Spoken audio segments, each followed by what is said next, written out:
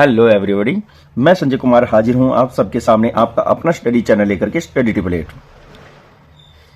कैसे हैं आप सभी? आप लोगों की परीक्षाएं कैसी चल रही हैं? उम्मीद करता हूं आप लोग बिल्कुल अच्छे से अपने एग्जाम देकर आ रहे हैं और जो आपने अब तक पढ़ा है वही आप लोगों की परीक्षाओं में आ रहा होगा, क्योंकि जो बुक्स होती हैं उससे बाहर कुछ भी नहीं आता। और जो हम आप लोगों को वीडियोस प्रोवाइड करवा रहे हैं उनसे आप लोगों को कितना बेनिफिट है ये भी आप हमें ज़रूर बताएं। तो हम जो आप लोगों के लिए क्वेश्चन सीरीज लेकर के आ रहे हैं, जिसकी हमने एक वीडियो पहले ही अपलोड कर दी है। जैसे आप 10th क्लास के स्टूडेंट हैं और आप लोगों की कंप्लीट हिस्ट्री को हम 2-3 चैप्टर के हिसाब से सभी शॉर्ट क्वेश्चन आप लोगों तक पहुंचा रहे हैं। क्वेश्चन से बाहर एक भी क्वेश्चन आपकी परीक्षा में नहीं पूछा जाएगा, तो आप लोग इन क्वेश्चन को या इस वीडियो को जरूर से जरूर मन लगा करके देखें और समझें। आप लोगों के एक एक प्रयत्न को हम आप लोगों के ही कामयाबी की एक सीढ़ी बनाना चाहते हैं।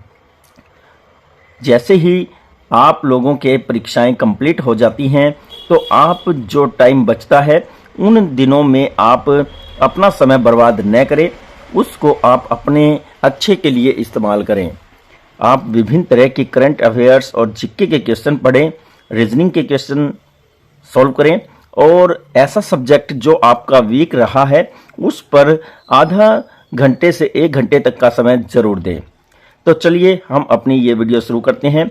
इस वीडियो में हम चैप्टर नंबर 3 के इंपॉर्टेंट क्वेश्चन देखेंगे। तो पहला क्वेश्चन है, शास्त्रों में धर्म के कितने लक्षण बताए गए हैं? तो शास्त्रों में धर्म के 10 लक्षण बताए गए हैं। सेकंड क्वेश्चन है, सदैव बने रहने वाला सत्य जिसका न आदि और न अंत क्या कहलाता है? तो ऐसा सत्य जिसका कोई आदि और अंत नहीं होता तो वह है सनातन। फिर नेक्स्ट क्वेश्चन है, वैदिक दर्शन क्या है? वैदिक दर्शन की अगर हम बात करें तो वैदिक दर्शन वह आचार संहिता है जिसमें हम आदर्श जीवन जीने की कला सीखते हैं। नेक्स्ट क्वेश्चन है, यजुर्वेद के 2 भागों के नाम लिखें। तो यजुर्वेद के 2 भाग हैं, शुक्ल यजुर्वेद और कृष्ण यजुर्वेद। नेक्स्ट क्वेश्चन है, अर्थवेद में कुल कितने मंत्र हैं? अर्थवेद में 5987 मंत्र है। नेक्स्ट क्वेश्चन है, जैन दर्शन के सबसे पहले व अंतिम तीर्थकर का नाम लिखे। तो जैन धर्म के सबसे पहले तीर्थकर ऋषभ देव हुए हैं और जो अंतिम तीर्थकर हुए हैं वो हुए हैं महावीर स्वामी। तो जैन धर्म की नींव रखने वाले यानी कि जो ऋषभ देव हैं वो पहले तीर्थकर कहलाए हैं और फिर उसके बाद जो सबसे ज्यादा जैन धर्म को प्रसारित करते हैं तो वो थे महावीर जैन। नेक्स्ट क्वेश्चन है, महावीर स्वामी के बचपन का नाम क्या था? तो महावीर स्वामी के बचपन का नाम वर्धमान था। क्या नाम था? वर्धमान। नेक्स्ट क्वेश्चन है, महावीर स्वामी ने किस वृक्ष के नीचे ज्ञान प्राप्त किया था? तो महावीर स्वामी को किस वृक्ष के नीचे ज्ञान की प्राप्ति हुई थी? तो वो वृक्ष था साल का वृक्ष। नेक्स्ट क्वेश्चन है, अस्तेय का क्या अर्थ है? अस्तेय का अर्थ पूछा है तो इसका अर्थ होता है चोरी ना करना, यानी कि जो वस्तु अपनी नहीं है उसे नहीं लेना, सामने वाले की इच्छा के विरुद्ध नहीं लेना और या फिर बगैर पूछे नहीं लेना। दूसरा, फिर आगे हम नेक्स्ट क्वेश्चन देखते हैं, महात्मा बुद्ध के माता पिता का नाम क्या था? तो महात्मा बुद्ध के माता का नाम था महादेवी और पिता का नाम था शुद्धोधन। बहुत ही बढ़िया प्रश्न है ये। नेक्स्ट क्वेश्चन है, महात्मा बुद्ध ने अपना शरीर कब और कहां त्यागा था? तो महात्मा बुद्ध ने अपना शरीर 483 ईसा पूर्व में कुशीनगर नामक स्थान पर त्यागा था। तो ये आप लोगों के लिए अति महत्वपूर्ण क्वेश्चन है। नेक्स्ट क्वेश्चन है, द्वितीयक बौद्ध संगीति के बाद बौद्ध दर्शन कौन से 2 भागों में विभक्त हो गया था? यानी कि जो दूसरी बौद्ध संगति हुई थी उसके बाद बौद्ध जो दर्शन था वो कितने भागों में बट गया ये पूछा है। तो वो 2 भागों में बट गया था, एक था हीनयान और दूसरा था महायान। 100 नंबर क्वेश्चन है हमारी वीडियो सीरीज का, भारत में प्रमुख बौद्ध राजाओं के नाम लिखें। तो भारत में बौद्ध धर्म को अपनाने वाले और उसको फैलाने वाले बहुत से राजा हुए हैं। उनमें से कुछ प्रमुख राजा इस प्रकार हैं: अजात शत्रु, सम्राट अशोक, कनिष्क तथा हर्षवर्धन। ये प्रमुख राजा हुए हैं। नेक्स्ट क्वेश्चन है, मन में पैदा होने वाली तृष्णा या वासना रूपी अग्नि का अग्नि को बुझा देने पर मोक्ष प्राप्त हो सकता है, यह कथन किसका है?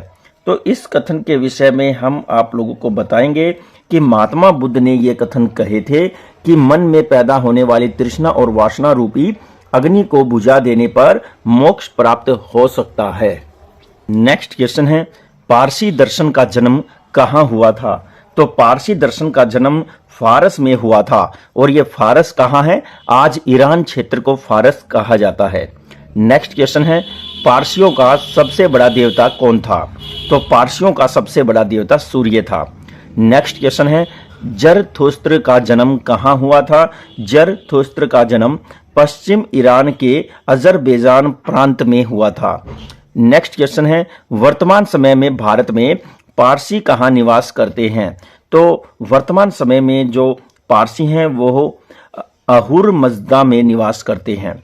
नेक्स्ट क्वेश्चन है, यहूदी दर्शन का आरंभ किसे माना जाता है या किस से माना जाता है? तो यहूदी दर्शन का आरंभ पैगंबर हजरत इब्राहिम से माना जाता है। नेक्स्ट क्वेश्चन है, यहूदी ग्रंथ तनख किस भाषा में लिखित है? तो यहूदी ग्रंथ तनख इब्रानी यानी कि हिब्रू भाषा में लिखित है। नेक्स्ट क्वेश्चन है, मूसा ने यहूदियों के धार्मिक शिक्षा कहाँ दी थी? तो मूसा ने यहूदियों को धार्मिक शिक्षा यरूशलेम में दी थी। कहाँ दी थी? यरूशलेम में। नेक्स्ट क्वेश्चन है, और वो कह रहा है, अतिथि प्रिय हिंदू राजा ने किस यहूदी नेता को उपाधि और जागीर प्रदान की थी? तो यहाँ आप लोग समझें कि जोसेफ नाम का वो राजा था। नेक्स्ट क्वेश्चन है, कन्फ्यूशियस नामक समाज सुधारक का संबंध किस देश से है? तो कन्फ्यूशियस नामक जो समाज सुधारक हुए हैं वो चीन से संबंधित है। नेक्स्ट क्वेश्चन है, अस्तेय का अर्थ क्या है? ये एक बार हम आप लोगों को बता चुके हैं, लेकिन इसका अर्थ फिर से बताना चाहेंगे। अस्तेय का अर्थ है चोरी ना करना। नेक्स्ट क्वेश्चन है, प्राचीनतम वेद कौन सा है? तो सबको पता है ऋग्वेद ही प्राचीनतम वेद है। नेक्स्ट क्वेश्चन है, ब्रह्म, जीव और जगत का ज्ञान किसकी मूल शिक्षा है? तो ब्रह्म, जीव और जगत का ज्ञान जो है वो उपनिषद की शिक्षा है। अब यहां पर हम बात करते हैं महावीर स्वामी की माता का क्या नाम था? तो महावीर स्वामी की माता का नाम त्रिशला था। नेक्स्ट क्वेश्चन है, महावीर स्वामी को निर्वाण की प्राप्ति कब हुई? तो महावीर स्वामी को 527 ईसा पूर्व में निर्वाण की प्राप्ति हुई थी। नेक्स्ट क्वेश्चन है, दिगंबर व श्वेतांबर किस दर्शन से संबंधित हैं? दिगंबर और श्वेतांबर जैन दर्शन से संबंधित हैं। नेक्स्ट क्वेश्चन है, मोह वासना से दूर रहकर ज्ञान व शक्ति प्राप्त करना तथा आवश्यकता से अधिक किसी वस्तु का प्रयोग न करना तथा ज्ञानेंद्रियों या इंद्रियों पर संयम रखना क्या कहलाता है? तो इसका आंसर है ब्रह्मचर्य। इसी परिस्थिति को ब्रह्मचर्य कहते हैं। नेक्स्ट क्वेश्चन है, आवश्यकता से अधिक संग्रह न करना क्या कहलाता है?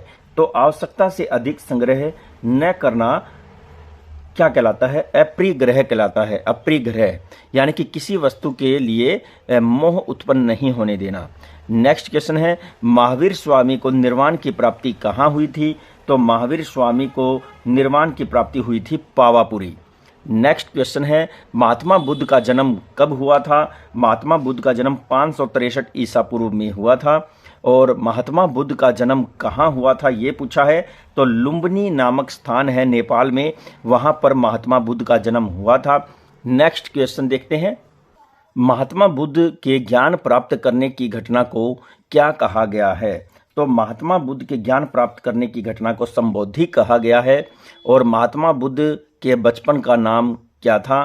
तो ये भी आपको बताना है। तो महात्मा बुद्ध के बचपन का नाम सिद्धार्थ था। नेक्स्ट क्वेश्चन है, गौतम बुद्ध ने किस नदी के तट पर अपने 5 साथियों के साथ उरुवेला के वन में कठोर तपस्या की थी? तो वो था निरंजना वन। निरंजना वन में गौतम बुद्ध ने ये कठिन तपस्या की थी। नेक्स्ट क्वेश्चन है, महात्मा बुद्ध द्वारा दिए गए पहले उपदेश को क्या कहा गया है? तो महात्मा बुद्ध के द्वारा दिए गए पहले उपदेश को धर्म चक्र प्रवर्तन कहा गया है। नेक्स्ट क्वेश्चन है, सम्राट अशोक ने बौद्ध दर्शन के प्रयास के लिए कितने स्तूपों का निर्माण करवाया?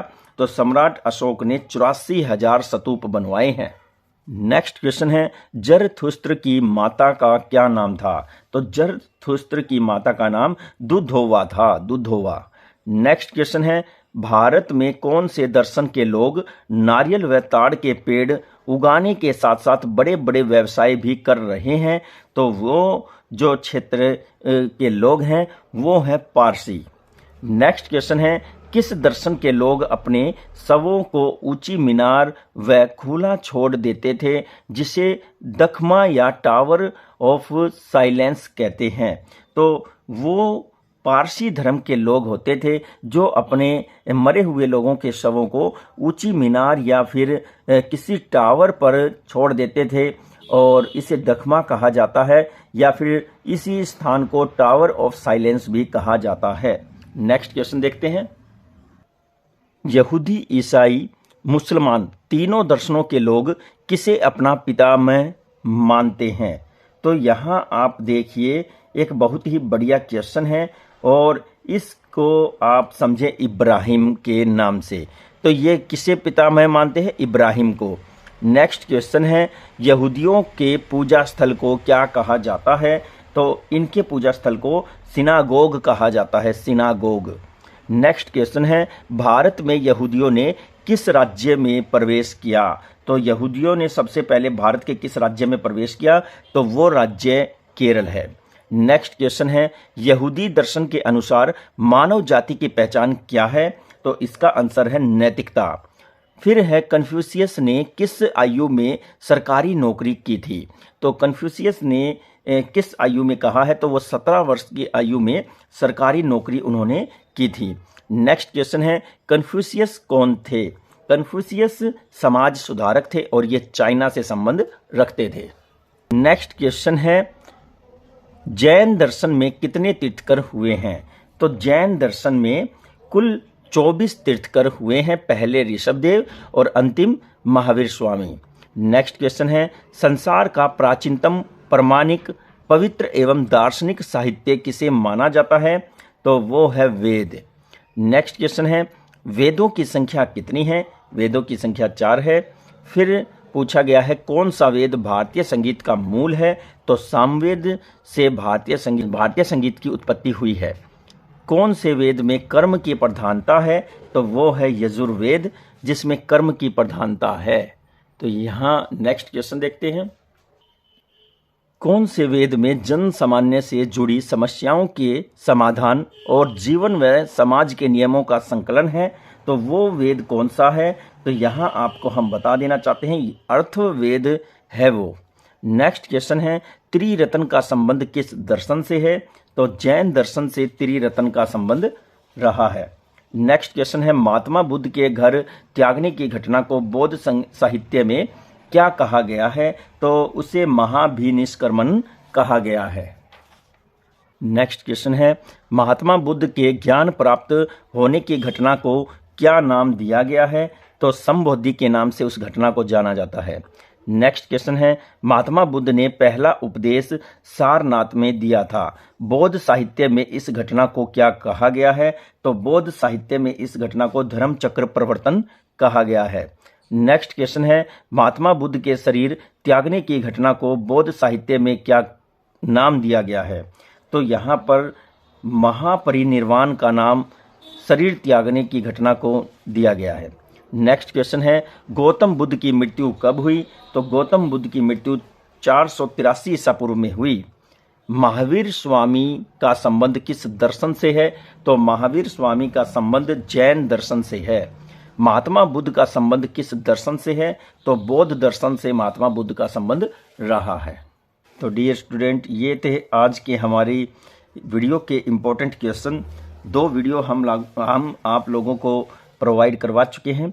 अतः दोनों ही वीडियो को आप मन लगा करके 2 से 3 बार जरूर देखें, ताकि आप लोगों को बार बार सुनने, पढ़ने और समझने से ये प्रश्न अच्छे से याद हो जाए और ऑब्जेक्टिव टाइप क्वेश्चन आपके एग्ज़ाम में आएंगे।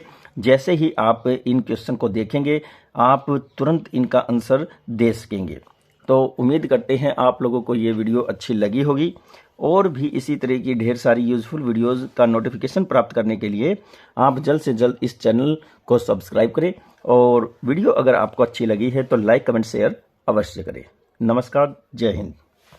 यूजफुल जो मैप रहने वाला है हमारे इंडिया से, वो हम आपको आज बताएंगे। इसमें महत्वपूर्ण छोटी बड़ी सभी नदियां हैं, और जो आप स्क्रीन पर भारत का मानचित्र देख रहे हैं, यह मानचित्र है आपका नॉर्थ इंडिया साइड से हम पहले दिखा रहे हैं, और वेस्टर्न इंडिया साइड तथा जो ईस्टर्न इंडिया साइड है, यहाँ हम पहले अपने प्रमुख नदियों को देखने जा रहे हैं, आपको पता है। और इस मानचित्र में आपको हमारे कुछ जो पड़ोसी देश हैं उनके नाम भी आपको बताए गए हैं, आप उनको भी अच्छे से देखें। जो हमारे द्वीप हैं वो हमने यहाँ दर्शा रखे हैं, नाम लिखा हुआ है, आप उनको भी अच्छे से देख सकते हैं। और जो यूनियन टेरिटरीज हैं वो भी हमने इस मैप में पहले से ही दर्शा रखी हैं। तो आप लोगों को ध्यान देना है।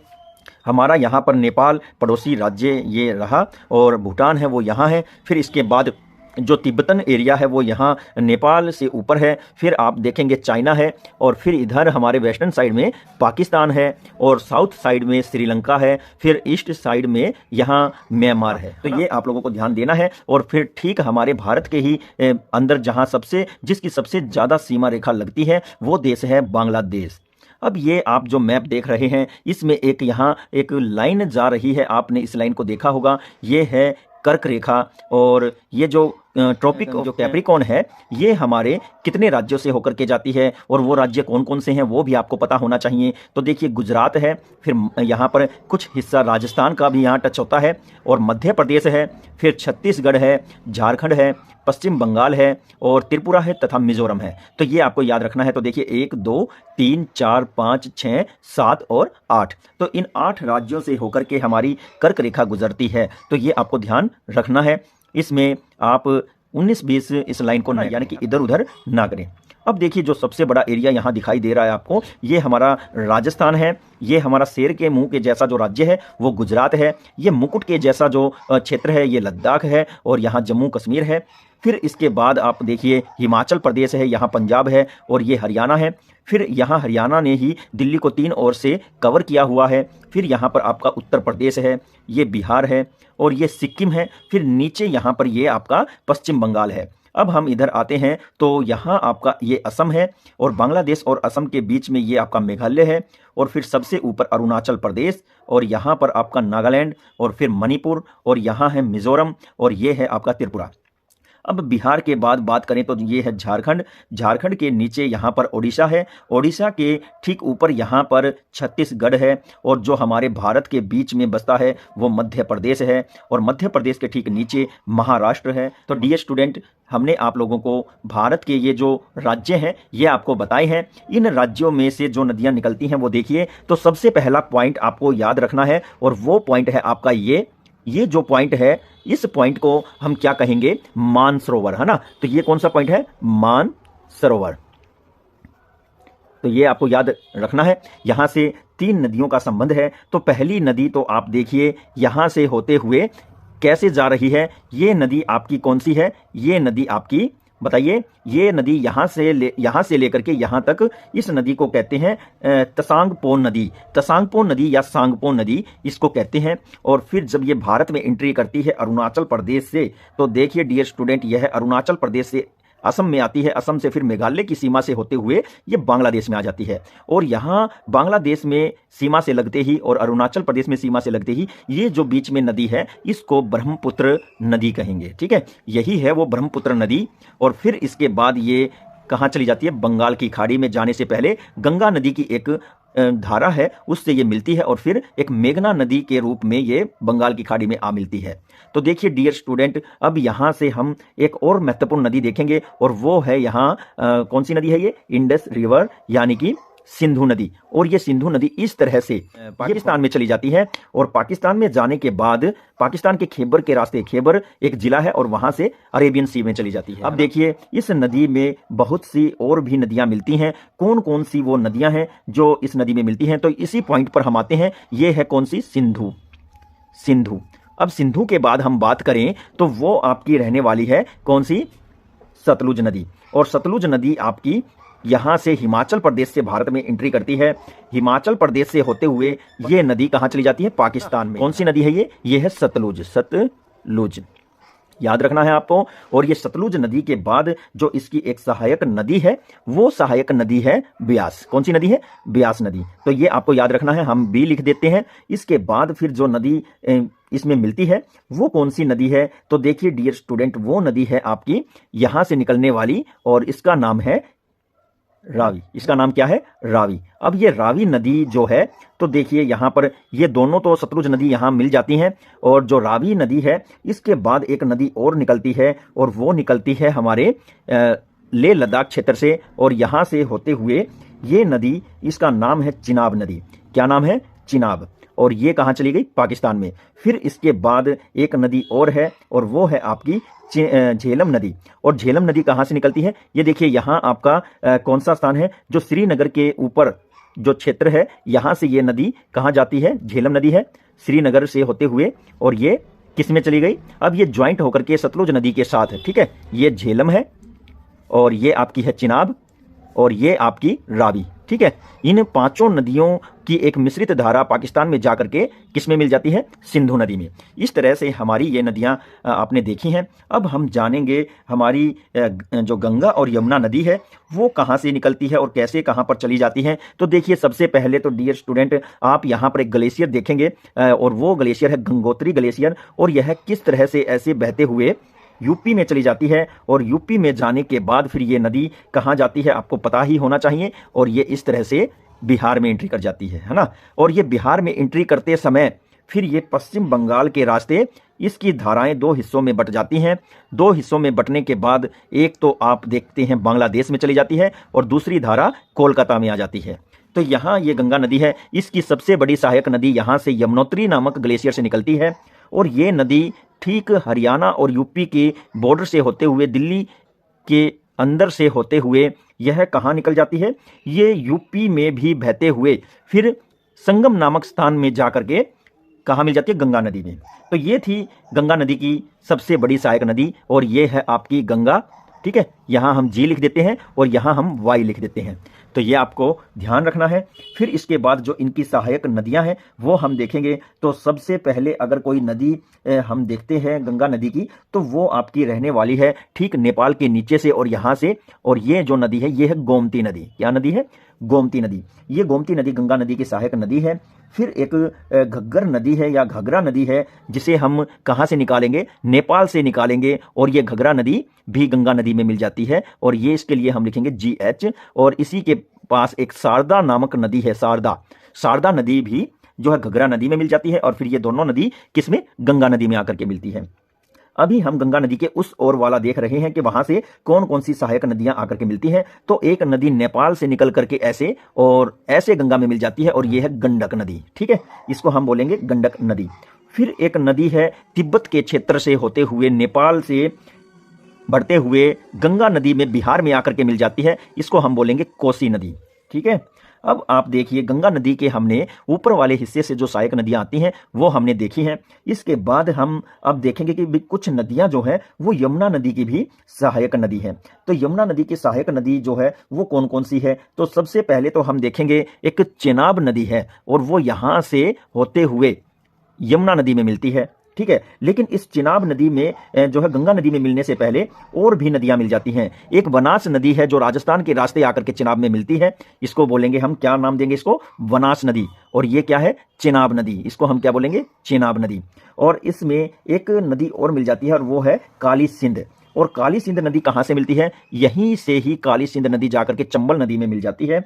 और एक नदी और है जिसका नाम है पार्वती नदी और वो यहाँ से ऊपर से कर्क रेखा के और जा करके चेनाब नदी में मिल जाती है। इसको बोलेंगे पार्वती नदी और इसको बोलेंगे काली सिंध। ठीक है, ये सारी नदियां यमुना में मिल जाती है और यमुना फिर गंगा में मिलती है संगम में, है ना। एक नदी और है और वो है बेतवा नदी, मध्य प्रदेश क्षेत्र से आती है और ये जाकर के सीधा यमुना नदी में मिल जाती है, बेतवा नदी। तो बहुत ही बढ़िया ये हमारे लिए नदियों का चैप्टर है। अब हम देखेंगे एक सोन नदी है जो बिहार में जाकर के गंगा नदी में मिलती है। तो वो सोन नदी कहाँ से निकलती है? तो जो हमारा ये क्षेत्र है अमरकंटक की पहाड़ियाँ, ये जो क्षेत्र है यहाँ पर अमरकंटक की पहाड़ियाँ हैं, यहाँ से एक नदी निकलती है और ऐसे जाकर के गंगा नदी में मिल जाती है। इसका नाम है सोन नदी। ठीक है, तो डियर स्टूडेंट, अब हम देखते हैं एक दामोदर नदी है जो पश्चिम बंगाल में जाकर के गंगा नदी में मिल जाती है। और दामोदर नदी आपकी कहाँ से कहाँ है ये आपको हम बताने जा रहे हैं। सोन नदी से थोड़ा सा दूर और यहाँ से ये जो दामोदर नदी है गंगा में मिल जाती है, तो ये ध्यान में रखना है। अब एक नदी है और वो है स्वर्ण रेखा। स्वर्ण रेखा नदी भी गंगा नदी में मिल जाती है। यहाँ से स्वर्ण रेखा नदी निकलती है इसके नीचे से और ये ऐसे जाकर के किस में मिल जाती है? गंगा नदी में, है ना। तो गंगा नदी में स्वर्ण रेखा नदी मिलती है। और डियर स्टूडेंट, आपको बताना चाहूंगा ये स्वर्ण रेखा नदी ही वो नदी है जिसके किनारे कौन सा शहर बसा है? जमशेदपुर। और इस जमशेदपुर के अंदर ही भारत का पहला लौह इस्पात कारखाना भी स्थापित हुआ था टाटा कंपनी के द्वारा, है ना। तो ये आपको ध्यान रखना है। अब देखिए जो हमारी ये ब्रह्मपुत्र नदी है, यहाँ पर हम इसको बोलेंगे ब्रह्मपुत्र नदी। यहाँ पर भी एक नदी, इसकी सहायक नदी आकर के मिलती है। चाइना के क्षेत्र से एक नदी निकल करके आती है और वो ब्रह्मपुत्र नदी में मिल जाती है। इसका नाम है लोहित नदी। ठीक है, फिर यहाँ पर असम में आने के बाद एक मानस नदी भी इसमें मिलती है। तो ये भी आपको ध्यान रखना है, मानस राष्ट्रीय उद्यान है उसके किनारे पर। अब देखिए ये हमारी उत्तर भारत की नदियां, और एक नदी आपकी हरियाणा में भी बहती है। शिवालिक की पहाड़ियों से एक नदी यहाँ से होकर के जाती है राजस्थान में, और ये है घग्गर नदी। इस नदी का नाम है घग्गर नदी। घग्गरा नदी कहाँ है? घग्गरा नदी आपकी यहाँ है जो गंगा में मिलती है। ठीक है, और घग्गर नदी हरियाणा से होते हुए राजस्थान में चली जाती है। तो ये नदियाँ आपको याद रहने वाली है। फिर आप देखिए झीलें भी हम बताएंगे, वो आपको अलग से एक वीडियो में बताएंगे। अभी तो हम यहाँ पर नदियाँ देख रहे हैं। तो एक नदी जो है राजस्थान में सांभर झील के नजदीक से बहते हुए कहाँ चली जाती है? और ये चली जाती है कहाँ? गुजरात के कच्छ के रण में, और इसका नाम है लूनी। ठीक है, ये नदी लूनी नदी है, इसको आप ध्यान रखेंगे। आइए अब हम देखते हैं हमारे साउथ इंडिया में कौन कौन सी नदियां हैं। तो डियर स्टूडेंट, अब हम हमारी साउथ इंडिया की नदियों को देखने जा रहे हैं। तो सबसे पहले तो आपको गुजरात में देखना है कि साबरमती नदी कहाँ है। यहाँ साबरमती यानी कि अहमदाबाद नगर है और यहाँ से साबरमती नदी निकलती है और ये जो है अरेबियन सी में चली जाती है ना। फिर इसके बाद एक माही नदी है, और माही नदी कैसे बहती है? यहाँ से मध्य प्रदेश से निकल करके ऐसे मोड़ खाकर वापस फिर ये अरेबियन सी की तरफ चली जाती है, ये है माही नदी। और फिर हमने जो आपको अमरकंटक की पहाड़ियां बताई थी, यहीं से एक नदी और निकलती है और वो नदी ऐसे बहते हुए ये चली जाती है अरब सागर में, और ये है आपकी नर्मदा नदी। नर्मदा नदी के ठीक नीचे एक नदी और बहती है जिसका नाम है तापी नदी, और वो तापी नदी आपको दर्शानी है इस तरह से। तो देखिए कैसे ये तापी नदी जा रही है यहाँ पर। फिर इसके बाद आप देखेंगे महानदी जो डेल्टा भी बनाती है, और ये महानदी कहाँ से निकलती है? ब्राह्मणी नदी कहाँ से निकलती है ये आपको पता होना चाहिए। तो छत्तीसगढ़ से महानदी आगे बढ़ती है और यह जाकर के उड़ीसा के बाद बंगाल की खाड़ी में मिल जाती है। महानदी की जो सहायक नदी है वो कौन सी नदी है? महानदी की सहायक नदी इसी के ही बगल में जाकर के मिलती है, और वो है ब्राह्मणी नदी। वो ऐसे आकर के बंगाल की खाड़ी में चली जाती है, इसका नाम है ब्राह्मणी नदी। ठीक है, ये महानदी है, ये ब्राह्मणी नदी है। अब हम बात करें कि भाई दक्षिण भारत की सबसे बड़ी नदी, तो वो आपको अभी हम बताने वाले हैं, और वो है क्या? तो ये आपकी जो नदी है, बताइए कौन सी नदी है, ये आपको बताना है। ये है आपकी गोदावरी नदी। इस नदी को हम गोदावरी नदी कहेंगे। तो गोदावरी नदी दक्षिण भारत की सबसे बड़ी नदी है। महाराष्ट्र से ही इसकी सहायक नदी है, और तापी नदी जहाँ से निकलती है वहाँ से एक नदी जो है जिसका नाम है वेन गंगा, वो भी निकलती है। वेन गंगा ये गोदावरी नदी की सहायक नदी है, और वेन गंगा की एक सहायक नदी है पेन गंगा। वेन गंगा में आकर के मिलती है पेन गंगा नदी। ठीक है, ये वेन गंगा पेन गंगा दोनों ही गोदावरी नदी में आकर के मिल जाती है। फिर आप देखेंगे उड़ीसा के क्षेत्र में ही एक नदी ऐसे आकर के इसमें मिल जाती है जिसका नाम है इंद्रावती, तो ये कौन सी नदी है? इंद्रावती नदी, जो गोदावरी नदी में मिल जाती है और यहाँ पर आकर के ये डेल्टे का निर्माण करती है। ठीक है, ये किसका निर्माण करती है? डेल्टे का। ये आपको याद रहना चाहिए। फिर आप देखेंगे गोदावरी नदी की एक और सहायक नदी है और वो है यहीं से ऐसे, और इसका नाम है मंजीरा नदी। मंजीरा नदी, ये है मंजीरा नदी। अब हम देखते हैं एक और भी जबरदस्त नदी है जो दक्षिण भारत में बहुत सी नदियों को लेकर के आगे बढ़ती है, और वो है यहाँ पर, ये देखिए, कृष्णा नदी। इसको हम कहेंगे कृष्णा नदी। महाबलेश्वर की पहाड़ियों से निकलती है। इसके बाद इसकी सहायक नदियां हैं। कृष्णा नदी के ठीक ऊपर से एक नदी यहाँ से निकल करके आती है और इस नदी को हम कहेंगे भीमा नदी। क्या कहेंगे? भीमा नदी। भीमा नदी के बाद कृष्णा नदी की जो सहायक नदी है, तो एक नदी कर्नाटक से आकर के मिल जाती है और इसका नाम है तुंगभद्रा नदी। तुंगभद्रा नदी के बाद फिर कर्नाटक से ही एक नदी और निकल करके आती है, हंगरी नदी है, वो भी कृष्णा नदी की सहायक नदी है। इसका नाम क्या है? हंगरी नदी। ये आपको याद रखना है।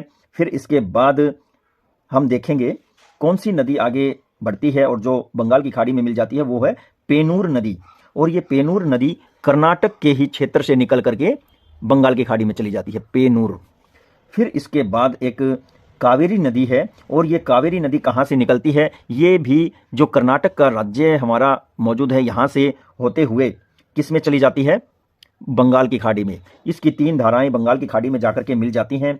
और इस कावेरी नदी के अंदर हमारे भारत का सबसे पहला जो बांध था वो बनाया गया था।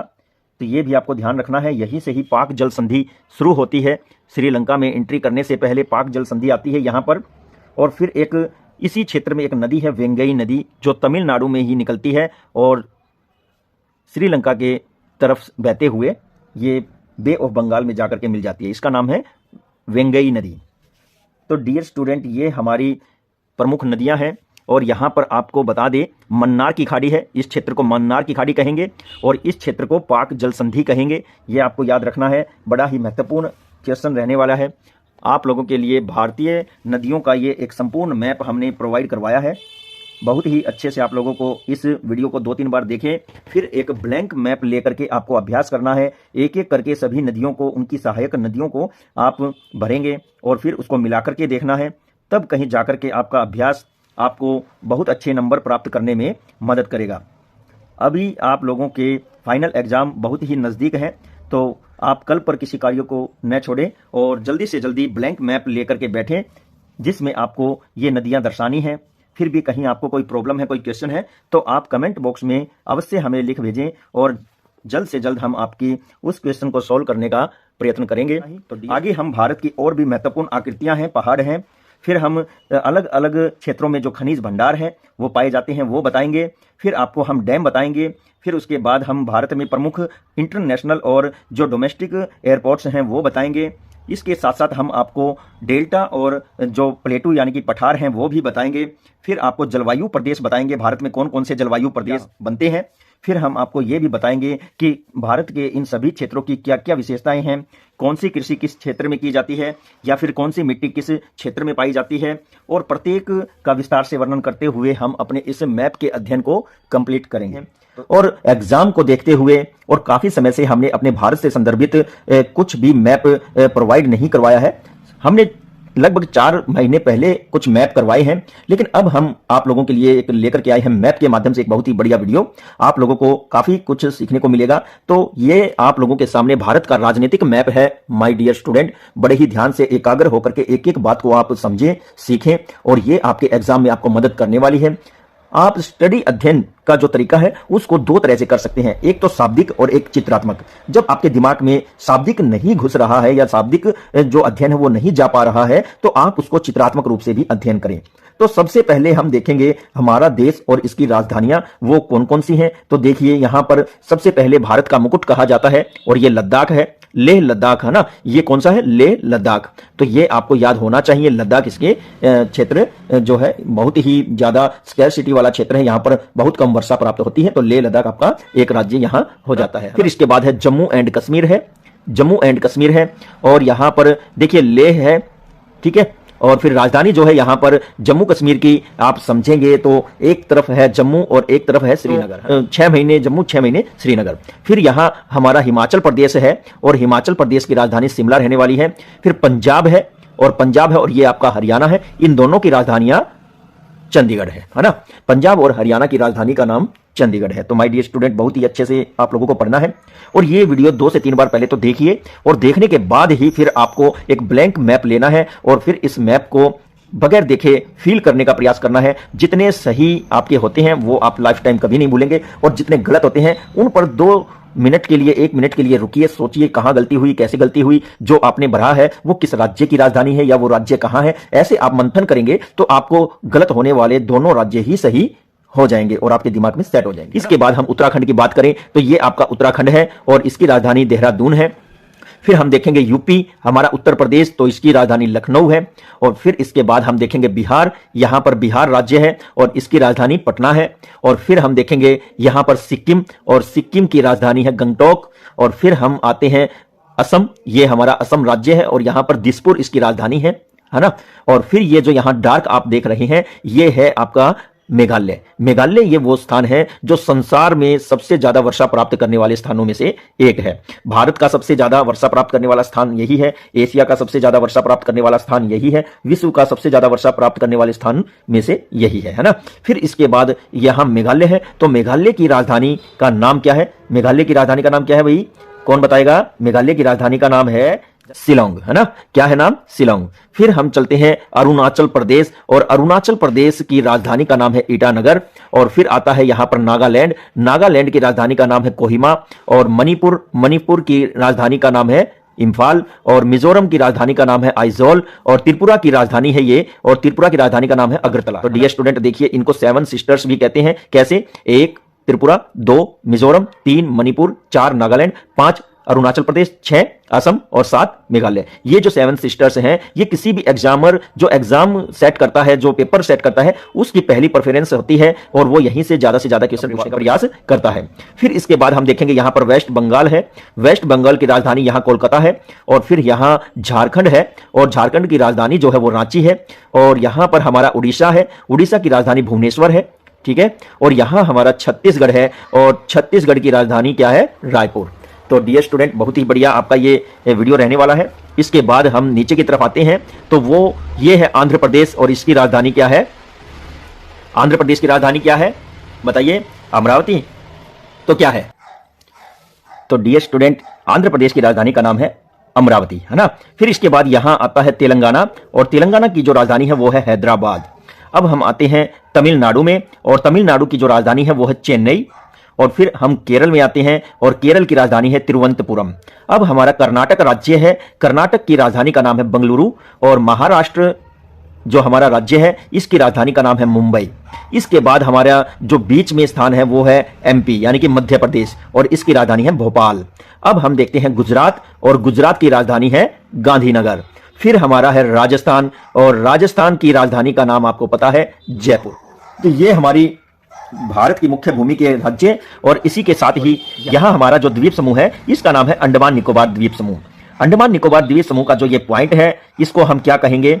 ये आपको पता होना चाहिए, इंदिरा पॉइंट है। ये अब जलमग्न है। और फिर यहां पर जो इसकी राजधानी है वो पोर्ट ब्लेयर है ना। और भारत की मुख्य भूमि का जो अंतिम बिंदु है वो कन्याकुमारी है, वो यहां मौजूद है। और इसी के बाद फिर अरब सागर में, ये इधर का जो पोर्शन है यहां पर अरब सागर है। और अरब सागर में जो हमारे आइलैंड है, जो हमारे द्वीप समूह है वो है लक्षद्वीप। और डियर स्टूडेंट, प्रश्न ये भी बनता है कि लक्षद्वीप की सबसे कम दूरी भारत के किस राज्य से है या कौन सा राज्य सबसे ज्यादा नजदीक है? तो वो माय डियर स्टूडेंट है केरल। केरल राज्य के सबसे नजदीक है लक्षद्वीप। तो आप लोगों को ध्यान रखना है इस बात का। और लक्षद्वीप कहां है? अरब सागर में। इसी तरह से जो आपका अंडमान निकोबार द्वीप समूह है ये कहां है? बे ऑफ बंगाल यानी कि पश्चिम बंगाल के नीचे का जो ये हिस्सा है। और ये जो ईस्टर्न इंडिया का जो पार्ट है, इधर जो आपका जितना भी पानी का रीजन है, जितना भी पानी का क्षेत्र है, ये है आपकी बंगाल की खाड़ी, है ना। और फिर इसके नीचे बंगाल की खाड़ी के बाद यहां पर आप देखेंगे तो यहां है इंडियन ओशियन, तो इंडियन सी है यहां पर। तो आप ये ध्यान रखें, हिंद महासागर जिसे कहते हैं। अब हम देखते हैं हमारे कुछ पड़ोसी क्षेत्र। आप लोगों को यूनियन टेरिटरी का भी इंतजार होगा। पौंडीचेरी है यहाँ पर, फिर इसके बाद आप क्या देखेंगे, भुवनेश्वर है यहाँ पर। भुवनेश्वर के बाद आपको क्या मिलने जा रहा है, और यहाँ पर आपका जो है चंडीगढ़ है, फिर अंडमान निकोबार द्वीप समूह है और लक्षद्वीप है। फिर यहाँ पर आपका जो है लेह लद्दाख वाला क्षेत्र है, ये आपको पता होना चाहिए जो आपकी यूनियन टेरिटरी है। अब हम क्या देखेंगे, एक दिल्ली है जो हमारा सबसे महत्वपूर्ण यूनियन टेरिटरी है, वो आपको पता होना चाहिए। अब हम इसके पड़ोसी देश देख लेते हैं साथ के साथ। तो यहाँ पर श्रीलंका है, भारत और श्रीलंका के बीच में ये जो पॉइंट है, यहाँ पर राम सेतु भी है और यहाँ पर मन्नार की खाड़ी भी है। इसी क्षेत्र को ही पाक जल डमरू भी कहते हैं डियर स्टूडेंट। और जो भारत की सबसे ज्यादा सीमा लगती है वो बांग्लादेश है, और ये जो बांग्लादेश है इसकी सीमा भारत के साथ सबसे ज्यादा लगती है। यहाँ पर है म्यांमार, यहाँ म्यांमार है जिसे पहले बर्मा के नाम से जाना जाता था। फिर इधर जो है सुमात्रा और जावा, इस तरह के जितने भी ये आइलैंड है वो यहाँ आ जाते हैं। इंडोनेशियन जो यहाँ पर द्वीप है, वो यहाँ पर इंडोनेशियन द्वीप है। फिर उसके बाद जो है हम देखेंगे कि ये हमारा भूटान है, यहाँ पर चाइना है, ठीक है। और ये जो क्षेत्र है ना, ये तिब्बत वाला क्षेत्र है, तिब्बत है यहाँ पर, और ये नेपाल है। फिर यहाँ पर भी चाइना है, और ये जो क्षेत्र है ये आपका पाकिस्तान है। पाकिस्तान के बाद ये एक अफगानिस्तान की भी सीमा लगती है। यहां से देखिए, यहां बस कुछ किलोमीटर यानी कि 117 किलोमीटर ही सीमा जो है अफगानिस्तान के साथ भारत की लगती है। तो डियर स्टूडेंट, ये थे हमारे पड़ोसी देश, बहुत ही महत्वपूर्ण ये वीडियो आप लोगों के लिए रहने वाली है। बड़े ही अच्छे तरीके से आपको पढ़ना है, समझना है, एक एक पॉइंट आपके काम आने वाला है। फिर डियर स्टूडेंट कुछ और भी बातें हैं जो मैं आपको बता देता हूं। ये उत्तराखंड है, उत्तराखंड से दो नदियां निकलती हैं। एक नदी निकलती है गंगा नदी, जो यूपी होते हुए बिहार के रास्ते पश्चिम बंगाल से, जो एक धारा है उसकी बांग्लादेश में चली जाती है, और दूसरी जो धारा है वो आपकी पश्चिम बंगाल से कोलकाता की तरफ बंगाल की खाड़ी में आ मिलती है। फिर इसी के पास से ही उत्तराखंड में एक और नदी निकलती है जिसका नाम है यमुना नदी, और यह संगम नामक स्थान यूपी में आकर के गंगा नदी में मिल जाती है। और इन्हीं के साथ ही बहुत सी नदियां हैं, गोमती नदी है, गंडक नदी है, घघरा नदी है, कोसी नदी है।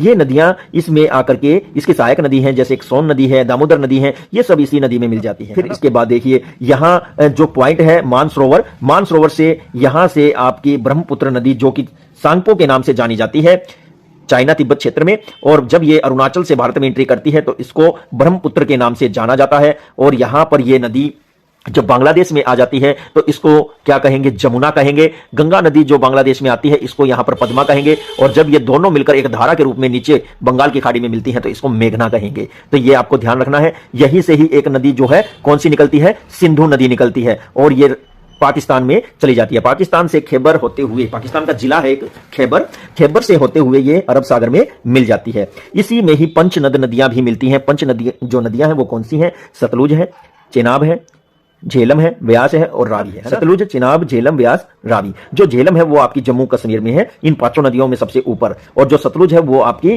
कहां से निकलती है, पंजाब से होते हुए, और ये पांचों नदियों में सबसे नीचे। फिर इसके बाद व्यास, रावी और चिनाब आती है। फिर इसके बाद आप देखेंगे एक लूनी नदी है, वो राजस्थान से है, और फिर एक माही नदी भी है, ये भी अरब सागर में मिलती है। यहां से अमरकंटक से एक नर्मदा नदी निकलती है, वो भी अरब सागर में मिलती है। और अमरकंटक के बाद फिर एक सतपुड़ा पर्वत आता है, उसके बाद नीचे की तरफ एक तापी नदी निकलती है, वो भी अरब सागर में मिल जाती है। और यहां आपका जो है साबरमती नदी बहती है। फिर इसके बाद हम देखते हैं एक मानस नदी है जो असम में बहती है, और मानस रिजर्व बना हुआ है उसके किनारे पर, मानस राष्ट्रीय उद्यान। और फिर यहां पर महानदी है जो आपकी ओडिशा में बहने वाली नदी है। इसके बाद आपकी गोदावरी नदी है जो कि महाराष्ट्र से निकलती है, और वो भी कहां से, महाराष्ट्र, नासिक जिले की त्रंबकेश्वर की पहाड़ियों से ये नदी निकलती है, और ये आंध्र प्रदेश के रास्ते बंगाल की खाड़ी में जा मिलती है। फिर इसके बाद आपकी महाबलेश्वर पहाड़ियां जो महाराष्ट्र में है, यहां से कृष्णा नदी निकलती है, और यह भी आंध्र प्रदेश के रास्ते कहां चली जाती है, कर्नाटक होते हुए आंध्र प्रदेश से यह भी बंगाल की खाड़ी में चली जाती है। फिर इसके बाद आपकी कावेरी नदी है, एक कावेरी नदी भी तमिलनाडु के रास्ते होते हुए बंगाल की खाड़ी में जा मिलती है। बहुत ही महत्वपूर्ण ये नदियां हैं डियर स्टूडेंट, इनको अच्छे से देखना है, समझना है, पढ़ना है, और एक ब्लैंक मैप में आप इनको जरूर से जरूर करने का प्रयास करें। फिर यहां पर देखिए सबसे ज्यादा यानी कि 350 सेंटीमीटर वर्षा प्राप्त वाला स्थान है ये। इसी के साथ एक स्थान यहां भी है जो कि सर्दियों के समय में बहुत ज्यादा वर्षा होती है, और फिर इसी तरह से एक केरल का जो ये हमारा वेस्टर्न घाट है, यहां पर भी बहुत ही ज्यादा मात्रा में वर्षा प्राप्त होती है। फिर सबसे कम वर्षा वाला स्थान ये है जो 50 सेंटीमीटर से कम है, और जो थार मरुस्थल का जो क्षेत्र है यहां पर भी 50 सेंटीमीटर से कम वर्षा होती है।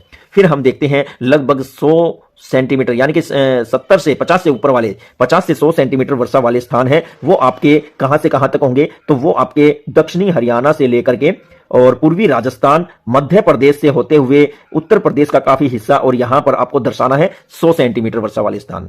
अब आप 100 से 200 सेंटीमीटर वर्षा वाले स्थान देखेंगे तो वो आपका ये सारा जो भारत है, यहां मुंबई आ जाएगा, इधर से मुंबई, और फिर ये जो हिस्सा बच जाता है ये सारा 200 सेंटीमीटर वर्षा वाला स्थान है। और बिहार में काफी तबाही मचाती है कोसी नदी, ये भी आपको ध्यान रखना है, और पश्चिम बंगाल में दामोदर नदी, ये भी ध्यान रखना है। और 200 से ज्यादा वर्षा वाला जो स्थान है वो आपका असम है, और यहां पर ये जो नीचे के राज्य हैं यहां पर है, और यहां आपको हमने पहले ही करवा दिया था।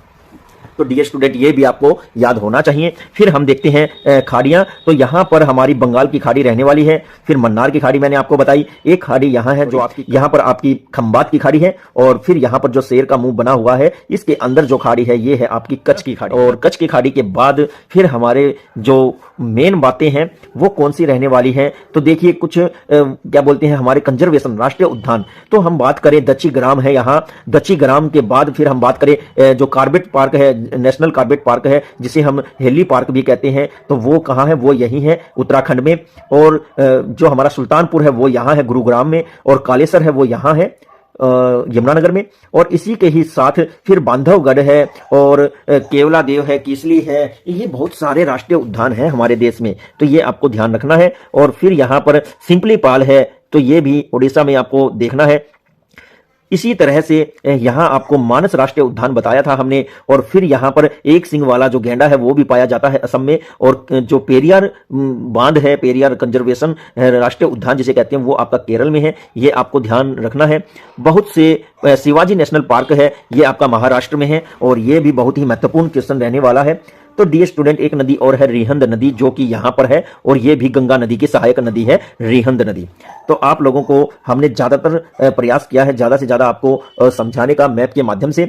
अगर ये मैप आप लोग अच्छे से कर लेते हैं तो 5 नंबर आपके बहुत ही आराम से आपको मिलने वाले हैं। अब मैप 10th क्लास में पूछा जा सकता है, सिंधु घाटी सभ्यता का वो स्थान दर्शाइए जो गुजरात में है। सिंधु घाटी सभ्यता का वो स्थान आप दर्शाने से पहले तो आपको पता होना चाहिए कि गुजरात राज्य है कौन सा। तो डियर स्टूडेंट ये तो अभ्यास से पता चलेगा, और गुजरात में लोथल है, आप इसको दर्शा सकते हैं, है ना। राजस्थान है कालीबंगा, जैसे कि आप राजस्थान में भी दर्शा सकते हैं। फिर पंजाब है, पंजाब में भी आप दर्शा सकते हैं। तो यहां पर जम्मू कश्मीर को भी आप दर्शा सकते हैं, अगर पूछा जाता है आप वो दर्शा सकते हैं। ये कहते हैं बनावली, जो सिंधु घाटी सभ्यता का जो स्थल रहा है बनावली, वो कहां है, फतेहाबाद में, आप यहां दर्शा सकते हैं। वो कह दे भरडाना, तो वो भी दर्शा सकते हैं। वो कह दे डबवाली, तो आप दर्शा सकते हैं। आपको पता होना चाहिए, तभी आप ऐसा कर सकते हैं। ये कह दे कि भाई कृष्णा नदी घाटी को दर्शाइए, तो कृष्णा नदी घाटी को आप कैसे दर्शाएंगे, महाबलेश्वर की पहाड़ियां महाराष्ट्र से निकलती हैं, और इन पहाड़ियों से ये नदी निकलते हुए आंध्र प्रदेश में आती है, और यहां पर आपको जो है ये जो है घाटी आपको दर्शा देनी है ना। तो ये इस बहुत ही नॉर्मल से क्वेश्चन है डियर स्टूडेंट, बहुत ही आसानी से 5 नंबर आप ले सकते हैं अगर आप थोड़ा सा ध्यान देते हुए अभ्यास करें तो।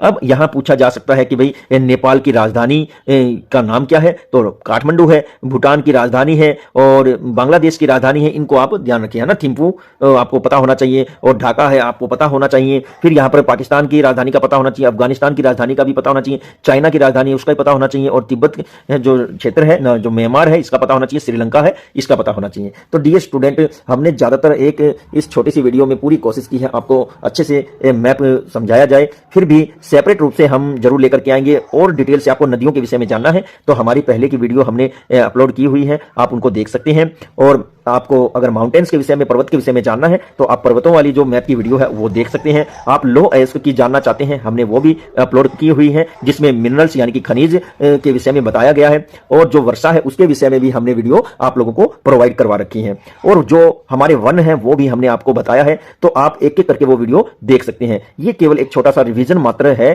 कि जो स्टूडेंट काफी समय से हमने इस वीडियो का अध्ययन नहीं किया, इस मैप का अध्ययन नहीं किया, वो एक बार इनको अच्छे से देख ले, समझ ले, और उनकी यादें ताजा हो जाए। इसलिए मैं ये एक छोटी सी वीडियो आप लोगों के लिए मैप के द्वारा लेकर के आया हूं। तो अगर आपको ये इंफॉर्मेशन अच्छी लगी है, अगर ये वीडियो आपको अच्छी लगी है, आपको लगा है कि वीडियो आपके लिए यूजफुल रहने वाली है, 5 नंबर लेकर के आएगी, तो आप इस चैनल को ज्यादा से ज्यादा कमेंट, लाइक और शेयर करें। और जितने भी न्यू स्टूडेंट इस वीडियो को देख रहे हैं, इसी तरह की महत्वपूर्ण वीडियोस के नोटिफिकेशन आगे भी प्राप्त करने के लिए इस चैनल को सब्सक्राइब जरूर करें।